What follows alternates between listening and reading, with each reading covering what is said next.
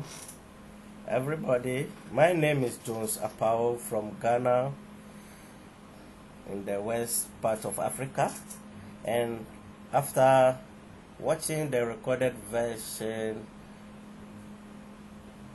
of the presentation on becoming creative superlearners by Zaid, I would like to reflect on it. And my reflection will be giving the summary of the presentation. Once I'm giving the summary of his presentation, I will also be making my thought known, and after that I will discuss what I've learned from his presentation, what I plan to do. Summary of the presentation. Dr. Nelly talked about model Mach 3 briefly. She said the presenter, who was Zaid, does not need any introduction and hope he can continue. The presenter greeted in Arabic perhaps because I couldn't understand the language.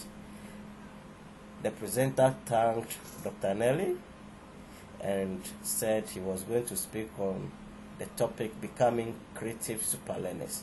He asked participants how they were feeling that day. He read some posts from the chat.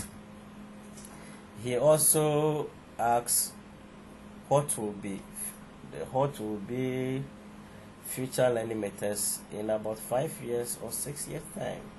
And I think as professional teachers, we need to be researching on different methods of learning and also even teaching, because one should not be stuck to only one method that may not even be working. And I have this belief that nature itself is not static, it's dynamic, so one needs to be abreast of what methods can work. He talked about learn while sleeping and massive open sleeping courses as some methods. He said one can learn best when he or she is relaxed. Whilst he was waiting for answers from participants, he showed other two future methods of learning. One of them was learning pearls and learning chips. He showed some pictures on both methods. He read out some of the answers from the chat post. He asked whether participants take some pills or drinks before any presentation and the likes. And he was of the view that some pills can give you optimal learning. And he said some people even take, for instance, coffee to optimize their brains. He discussed the 5 categories of brain waves. He said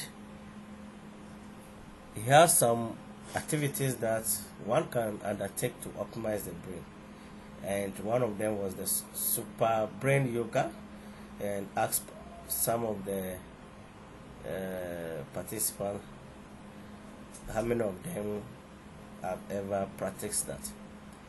He demonstrated one of the yoga activities and said you do it for 14 times twice a day. He shared some links. He also spoke on learn to de-switch your brain and demonstrated some of the activities. An example was massaging the ears for 20 seconds, massaging the eyebrows for 20 seconds, and massaging the lips for 10 plus 10 seconds. He said if you have more oxygen inside, it will help you optimize your brain. And I hope so, because once there is enough oxygen in the system, the body relaxes. He explained how to become super creative learner. He talked about learning, thinking, and reading. He spoke on how we could speed read. For instance, he said some people can read 2 pages with one eye on one page and the other one on the other page at the same time. He said if you have bad typing skills, then teaching and learning with technology will be very difficult for you. The presenter talked about learning, and he said according to a research conducted in 2013, a goldfish has better attention span than human beings. He explained how our brains learn. He explained the 12 rules on how the brain learns. An example from the 12 rules was attention, and he said we do not pay attention to boring things. So meaning that as a teacher, even if you are in a class, your teaching should be done in such a way that students will find it not boring, and they will pay attention. In addition, he said if you explore, the brain learns better, and that was the 12th rule, which he captioned as exploration.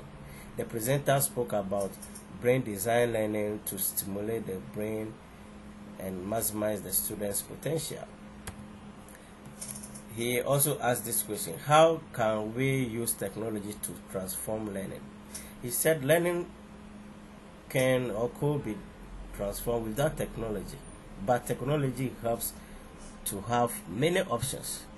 He showed the framework he's currently working on and shared the link. He went on to talk about reading. He said one needs to have good reading skills. He talked on Malaysian reading habits. That is, for instance, in 2005, on the average 2 books are read by a Malaysian in a year. He explained the speeding reading skill, or maybe we'll say speed reading levels. He asked how many participants can juggle 3, 4, etc. balls. He said juggling balls stimulates the brain and help you to speed read. The presenter explained a speed reading tool. He said if you speed read, make sure you comprehend as well. He moved on to creating and showed some of the tools one could use to create. The presenter also discussed typing skills. One of the typing skills he talked about was good typing skill is a requirement to enjoy teaching and learning online, and I agree with that, because if you don't have good typing skills, then forget it. The presenter also looked at thinking. He wanted to show a video, but that could not happen. He discussed, is this you? That's the personality with various elements, and one of the elements was, are you open-minded about other people's views? He said there is lots of thinking tools that will guide our learning. He provided some of them. He gave his personal experience on 6 thinking hats.